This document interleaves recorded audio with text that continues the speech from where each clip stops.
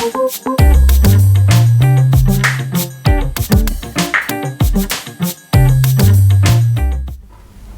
day and welcome back to the Family Cyber Clinic. This week we're going to be going over 5 common myths around cyber security in the home. But before we do, I'm going to ask those who are visiting this platform for the very first time to consider supporting this channel by subscribing. And we'll also ask and urge you to like and share this content with your friends and family. Okay? Thank you very much. I would also like to thank those who were part of our first live Q&A session last week. It was truly awesome. It was a huge privilege to be able to serve you, and it was nice, really nice. So much so, we have an announcement to make in the clinic news this week. Okay? So let's quickly go over the 5 myths, okay? The first, cyber attacks only happen in the enterprise. And by that I mean that it only happens in our workplaces. That's a myth. And I hope that the content we've shared over the year would prove that to be true.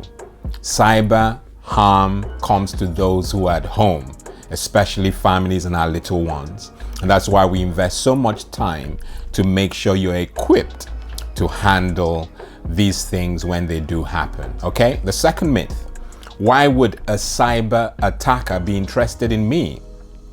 Little me. I'm a nobody. That again is so untrue.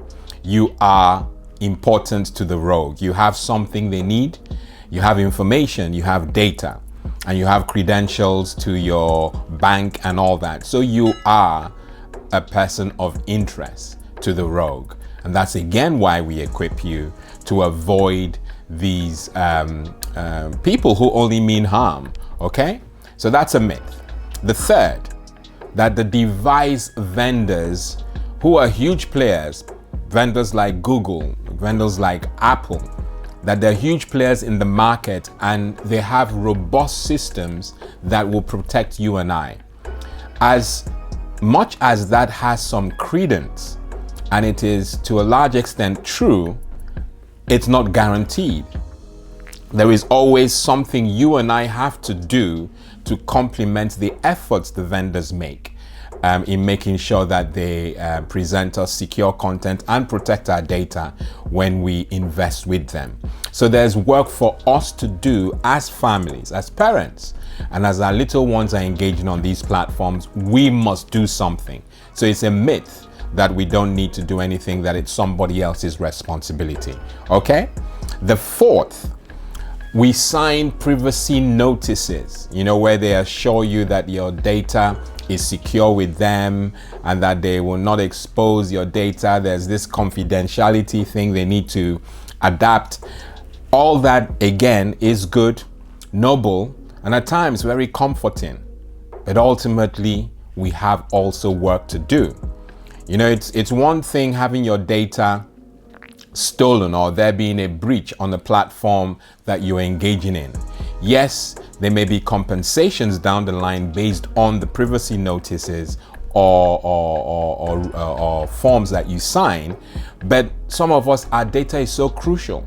And if it's so crucial and we lose it, it is going to be a nightmare. Just the thought of losing personal data like that. So the harm would have already been done. Yes, compensations will be in place.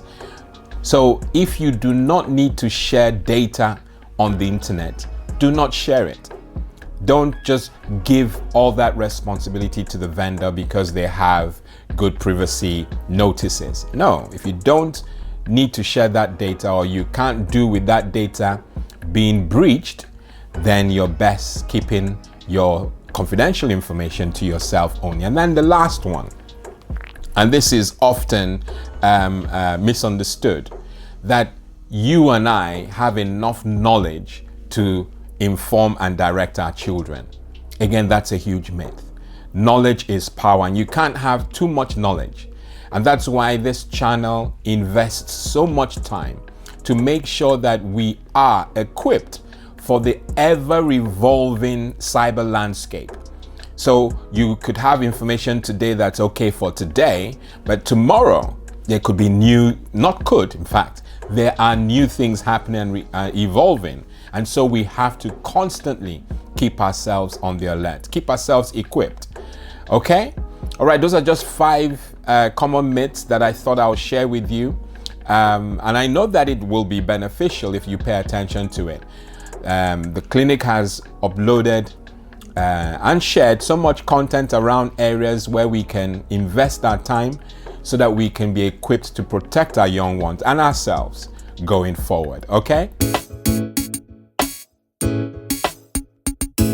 As we do each week, I mentioned during the live Q&A, and by the way, thank you so much for attending the live Q&A. It was special. Yes, I'll keep thanking you for at least some weeks because it was really special. But I mentioned it during the live Q&A. And I sort of mentioned that, well, this is a beautiful thing to be doing. It felt so natural for me, natural to me. And I felt like we could do this, a lot more often than we care to. And I came to a conclusion by way of celebrating our first year on the YouTube platform. We are changing our format. You notice I didn't even give you a choice in this matter because it was that good. The format is changing. Not overly, it's not changing too much, but it's changing for your good. Now we're going to have 3 weeks where I upload content as normal on Monday mornings, but on the 4th week, we'll have a live Q&A.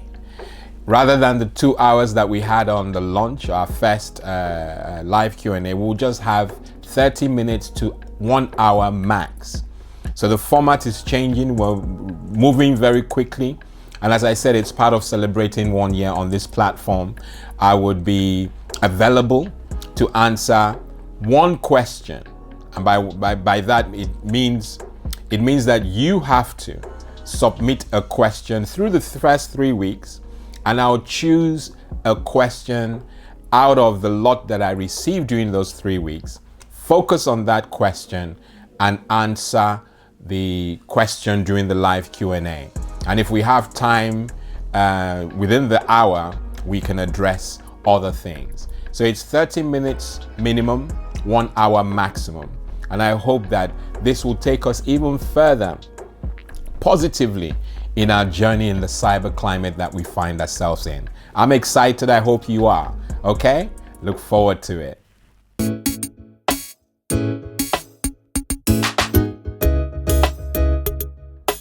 The PowerPoint for this week. So let's not allow ourselves to get fatigued in doing good. At the right time, we will harvest a good crop if we don't quit or if we don't give up.